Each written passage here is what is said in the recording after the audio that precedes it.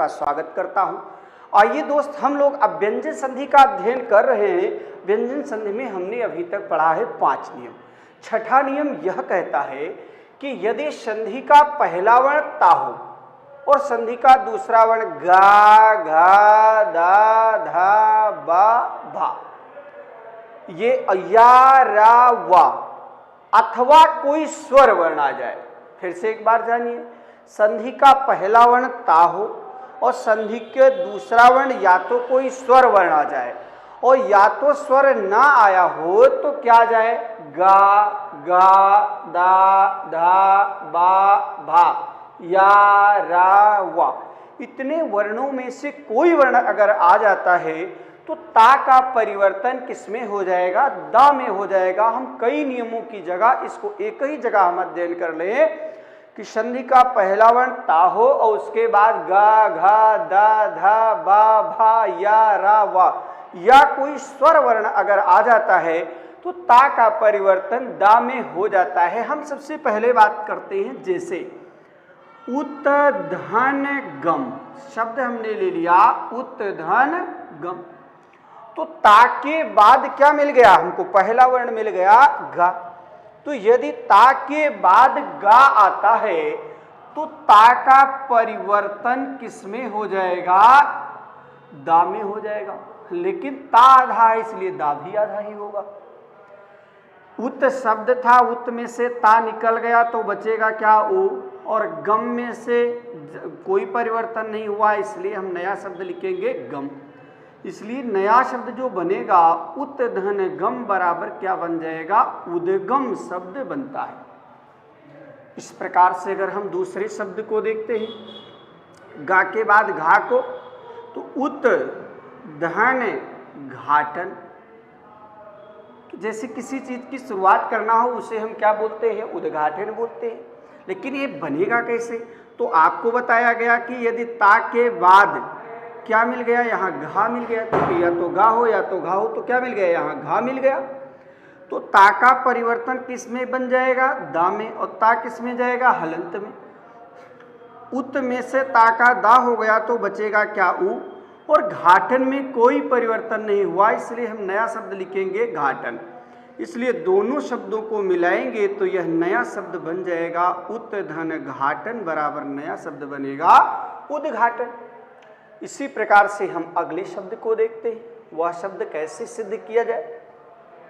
और ये ऐसे शब्द को मैंने चुना है जो शब्द आपके परीक्षा की दृष्टि से महत्वपूर्ण है। जैसे उत धन दाम, तो तीसरा वर्ण क्या आना चाहिए, तो दा आना चाहिए। तो ता के बाद यदि दा आ जाता है तो भी ता का परिवर्तन किसमें हो जाता है, दा में, और ता आधा था इसलिए दा भी आधा होगा। उसके पहले लिखा जाएगा ऊ, अंत में लिखेंगे दाम।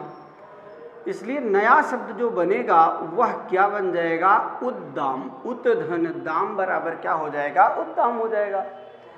इसी प्रकार से अगला शब्द लिखा जाए उत धन देश। क्या लिखा जाए, उत धन देश।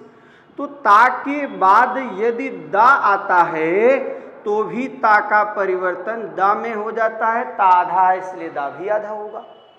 और देश शब्द लिखा है, देश में कोई परिवर्तन नहीं हुआ इसलिए देश को लिखेंगे और उसके पहले लिखा जाएगा उ। तो उत धन देश से बराबर नया शब्द जो बनेगा वह क्या बन जाएगा, उद्देश्य बनेगा। उत धन देश से बराबर क्या होता है, उद्देश्य होता है। तो ता का परिवर्तन दा में हो जाएगा, यहाँ भी हो जाएगा। अगला नियम यह कहता है, फिर देखिए अभी हमको इन्हीं शब्दों पर बात करना है, दा।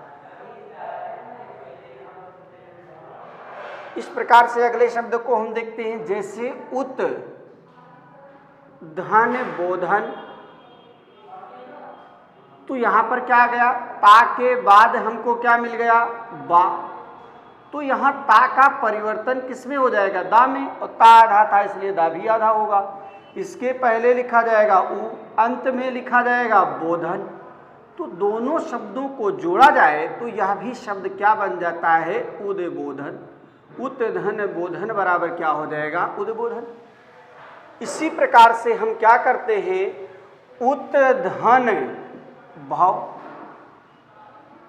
तो यहां पर हमने क्या लिया, भा को ले लिया। तो ता के बाद यदि क्या आता है, भा, तो ता का परिवर्तन किस में हो जाएगा, दा में। भाव में कोई परिवर्तन नहीं, इसलिए भाव लिखा जाएगा। इसके पहले लिखा जाएगा उ, इसलिए नया शब्द जो बनेगा उत्धन भाव बराबर यह क्या बन जाएगा, उद्भव बन जाएगा। इसी प्रकार से अगला शब्द हम लिखते हैं कि जैसे तत् धन रूप।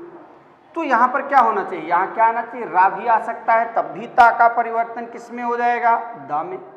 लेकिन इस दा को हम कैसे सिद्ध करें, ये थोड़ा सा अलग दिख रहा होगा, और इसको हम लोग कैसे इसको देख लिए इसको सिद्ध करने का। जैसे ता के बाद यदि रा आता है तो ता का परिवर्तन किस में होगा, दा में।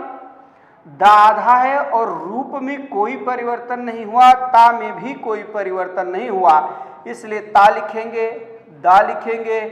अब दा आधा हो उसके बाद रा हो, तो दा को क्या, दा में क्या करते हैं, रा को ऐसे तिरछा लगा लेते हैं। और यहाँ रूप लिखा है, बड़ा उ की मात्रा है, इसलिए यहाँ बड़ा उ की मात्रा लगा देंगे। तत् धन रूप, ये बराबर क्या बनेगा, तद्रूप शब्द बन जाता है। तो यह भी आपसे कभी कभी पूछ लिया जाता है। इसी प्रकार से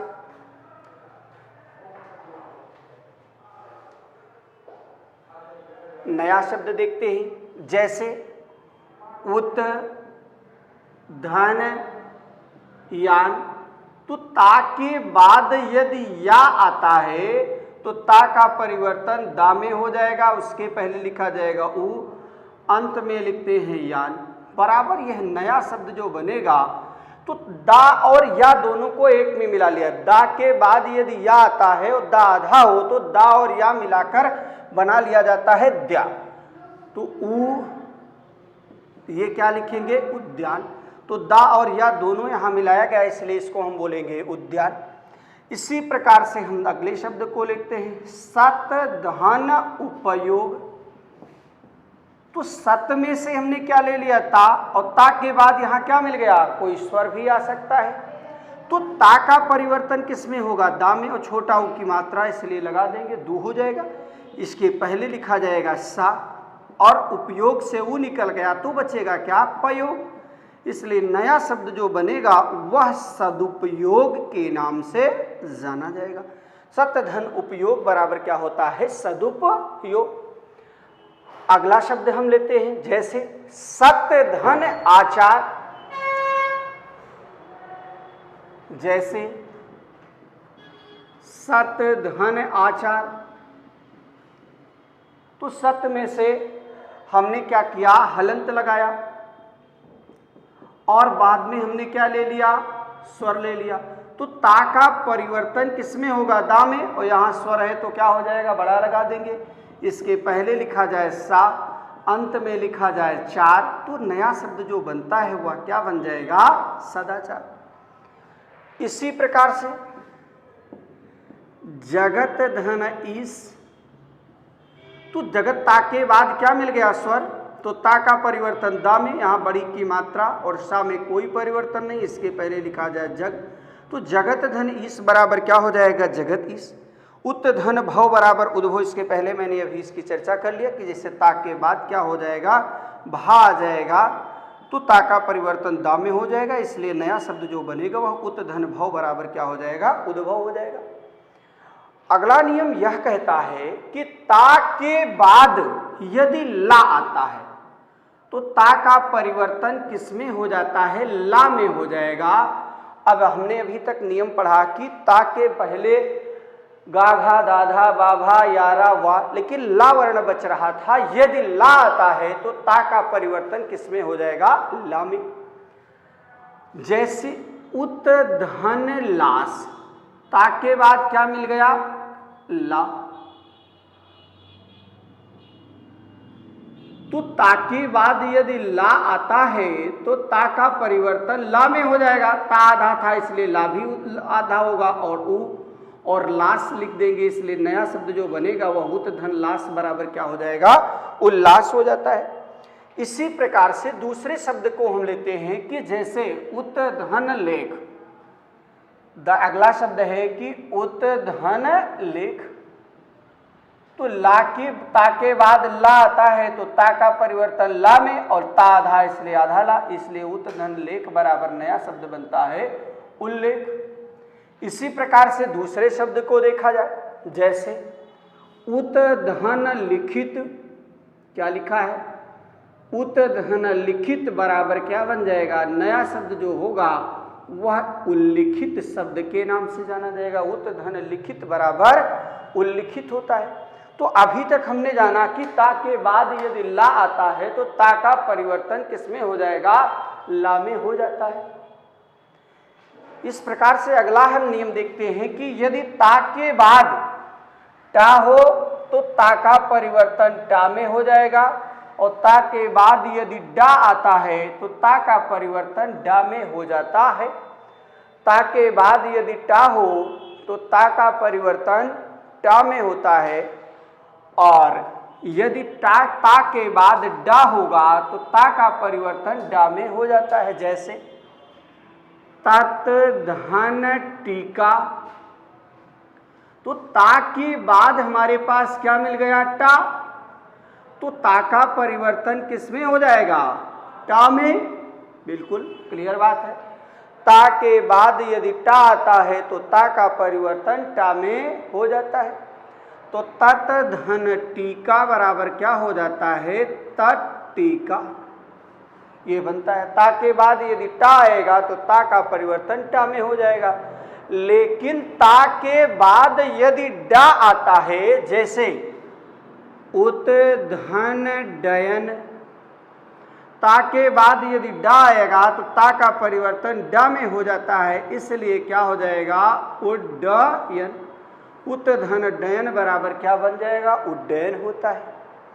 इसी प्रकार से यदि उत धन डयनम, कोई बड़ी बात नहीं, वही बात है, उत धन डयनम बराबर क्या होता है, उड्डयनम, संस्कृत शब्द हो जाता है। इसी प्रकार से अगले शब्द को हम देखते हैं कि यदि बृहत धन टीका,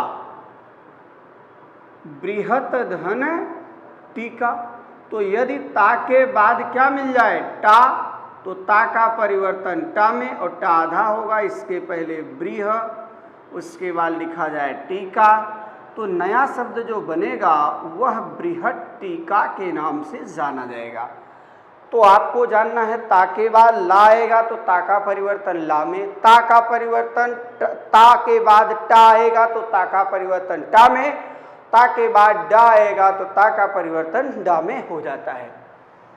इस प्रकार से अगर अगले शब्द को देखते हैं तो ता के बाद यदि चा या छा हो तो ता के स्थान पर चा हो जाता है। जैसे सत धन चित, तो ता के बाद क्या मिल गया, चा, तो ता का परिवर्तन किसमें हो जाएगा, चा में। तो सा में कोई परिवर्तन नहीं और चित में भी कोई परिवर्तन नहीं, इसलिए नया शब्द जो बनेगा वह सत धन चित बराबर क्या हो जाएगा, सच्चित हो जाएगा।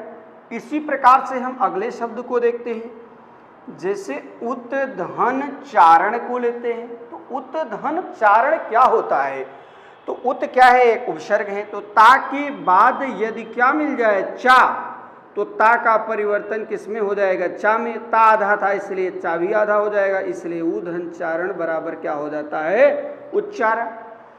लेकिन इस प्रकार से अभी और भी देखते हैं शब्दों को, जैसे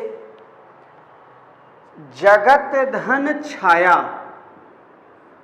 जगत धन छाया, तो ता के बाद यदि छा मिल जाता है तो भी ता का परिवर्तन चा में हो जाता है। इसके पहले लिखा जाए जग और अंत में लिखा जाए छाया, इसलिए नया शब्द जो बनेगा वह जगत छाया के नाम से जाना जाएगा। जगत धन छाया बराबर क्या हो जाएगा, जगत छाया। इसी प्रकार से एक शब्द को और लेते हैं, जैसे शरत धन चंद, शरत धन चंद्र, तो ता के बाद क्या मिल गया, चा, तो ता का परिवर्तन किस में हो जाएगा, चा में, चंद्र में, और इसके पहले लिखा जाए शरत धन चंद बराबर क्या हो जाएगा, शरत चंद। इस प्रकार से हम अगले शब्द को लेते हैं कि ता के बाद यदि शा आता है, पहला नियम कहता है तालब बिसा है, ता के बाद यदि शा आता है तो ता के स्थान पर चा और सा के स्थान पर छा हो जाता है। फिर से जानिए, संधि का पहला वर्ण ता हो और संधि का दूसरा वर्ण तालब बिसा हो तो ता के स्थान पर जो है वह चा हो जाएगा और शा के स्थान पर छा हो जाता है। यह हमारा अगला नियम कहता है। जैसे तत् धन शिव, हमने लिखा क्या, तत् धन शिव। ता के बाद यदि हमको मिलता है सा तो ता का परिवर्तन चा में और सा का परिवर्तन छा में। तो इसके पहले क्या लिखा जाएगा, ता, चूंकि ता का परिवर्तन चा में, और लेकिन पहले ता को लिखेंगे और शिव में से वा बचा है, इसलिए जब हम इनको जोड़ेंगे ता आधा चा आधा छा और वा, तत् धन शिव बराबर क्या बन जाएगा, यह तच्छु शब्द बनता है। एक बार फिर से जान लीजिए, थोड़ा कठिन लगता होगा। ता के बाद यदि सा आता है तो ता का परिवर्तन चा में और सा का परिवर्तन छा में, जो मात्रा लगी रहेगी। लेकिन इस तत् में से ता का ता चा हुआ, लेकिन पहले ता बचा है और शिव में से क्या बचा है वा, तो तत् धन शिव बराबर क्या बन जाएगा, तच्छु बनेगा। इस प्रकार से हम और शब्दों को देख लेते हैं। जैसे उत धन श्वास, उत धन श्वास, तो ता के बाद यदि शा आ जाता है तो ता का परिवर्तन चा में, सा का परिवर्तन किसमें होता है, छा में, और ता भी आधा था सा भी आधा है, इसलिए ऊ में कोई परिवर्तन नहीं होगा और वहां वास भी लिखा जाएगा। तो इसलिए ऊ लिखेंगे आधा चा आधा छा और वास, तो ये उत धन श्वास बराबर क्या हो जाएगा, उच्छ्वास। और यहाँ आपको एक देखना है कि ये क्या है, हलंत लगेगा। इसलिए हलंत लगेगा क्योंकि यहाँ सा जो है आधा है, सा के स्थान पर छा हुआ है, इसलिए छा भी आधा होना चाहिए। आधा छा लिखने के लिए हमको हलंत लगाना पड़ेगा। तो उत धन श्वास बराबर क्या हो जाएगा, उच्छ्वास। इसी प्रकार से अगले शब्द को देखा जाए। जैसे उत धन शिष्ट, उत धन शिष्ट, तो ता के बाद यदि सा आता है तो ता का परिवर्तन चा में और सा का परिवर्तन छा में, इसलिए ऊ प्लस आधा चा प्लस छी और उसके बाद में अष्ट। तो इसलिए नया शब्द जो बनेगा वह उत धन शिष्ट, उत धन शिष्ट बराबर क्या होता है, उच्छिष्ट बनेगा। उत धन शिष्ट बराबर क्या बनेगा, उच्छिष्ट। लेकिन इन सारे शब्दों में ज्यादा पूछा गया है उत धन श्वास बराबर उच्छ्वास हो जाता है। अब क्या है कि यदि ता के बाद यदि हा आता है तो क्या परिवर्तन होगा। संधि का पहला वर्ण ता हो, ता के बाद यदि हा हो तो ता का परिवर्तन दा में और हा का परिवर्तन धा में हो जाता है। ता के बाद यदि हा हो तो ता का दा और हा का धा हो जाता है। जैसे ये हम पहले लेते हैं, जैसे तत् धन हित, ता के बाद हमको मिल गया हा तो ता का परिवर्तन दा में और हा का परिवर्तन धा में, छोटी की मात्रा लगी थी। और अंत में यहाँ इस ता को लिख लेंगे। तत् में से पहले ता का दा हुआ है लेकिन उसके पहले भी ता था, तो तत् धन हित बराबर क्या हो जाएगा। अब सबसे पहले हम लिखेंगे ता, फिर उसके बाद में क्या लिखेंगे, दा, लेकिन दा के बाद दा आधा है और धा है, तो दा में ही हम क्या करेंगे, धा की वो लगा देंगे और छोटी की मात्रा लगा देंगे। तत् धन हित बराबर ये नया शब्द जो है वह तद्धित के नाम से जाना जाएगा। इसी प्रकार से और शब्द को देख लिया जाए। जैसे उत धन हार, नियम कहता है कि ता के बाद यदि हा आ जाए तो ता का परिवर्तन दा में और हा का परिवर्तन धा में हो जाता है। और अंत में यहाँ रा में कोई परिवर्तन नहीं और ऊ में भी कोई परिवर्तन नहीं, तो छोटा ऊ लिखेंगे, दा लिखेंगे, अब जब दा आधा होता है उसके बाद धा पूरा हो तो दा में ही धा को लगा लेते हैं, धा की मात्रा को लगा देंगे, इसलिए क्या बन जाएगा उद्धार। उत धन हार बराबर क्या होता है उद्धार। इसी प्रकार से और शब्द है, जैसे हम लेते हैं कि उत धन हित, ता के बाद यदि हा आता है तो ता का परिवर्तन दा में और हा का परिवर्तन दा में। इसकी पहले लिखा जाएगा उ और अंत में लिखा जाएगा ता, इसलिए इन दोनों को मिलाएंगे, दा लिखेंगे, दा में ही हम लगा देंगे धा, और ता बराबर उत धन हित बराबर क्या बनेगा उद्धित बन जाएगा। अब 12वां नियम कहता है कि यदि छा से पहले कोई भी स्वर की मात्रा लगी हो, यानी छा से पहले कोई व्यंजन ना आया हो, व्यंजन हो लेकिन उसमें कोई स्वर लगा हो, और उसके बाद यदि छा आता है तो छा से पहले चा जुड़ जाता है। जैसे हम लिखते हैं अनु धन छेद, छा से पहले ना में छोटा उ की मात्रा लगी, छा से पहले चा जुड़ जाएगा, इसलिए नया शब्द जो बनेगा वह क्या हो जाएगा अनुधन छेद बराबर क्या होगा अनुच्छेद। इसी प्रकार से परिधन छेद बराबर क्या होता है परिच्छेद। इसी प्रकार से विधन छेद बराबर क्या हो जाएगा विच्छेद। तो यदि छा से पहले कोई भी स्वर की मात्रा लगी हो, यानी मूलतः व्यंजन ना हो, बाकी स्वर की कोई मात्रा लगी हो, तो उससे पहले क्या हो जाता है ये छा जुड़ जाता है।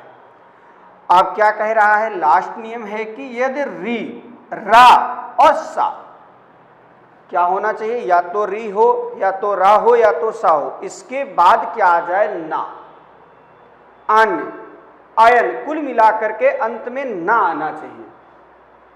ना आ जाए तो ना के अंत ना के स्थान पर अड़ा हो जाता है, यह एक चीज आपको देखना है।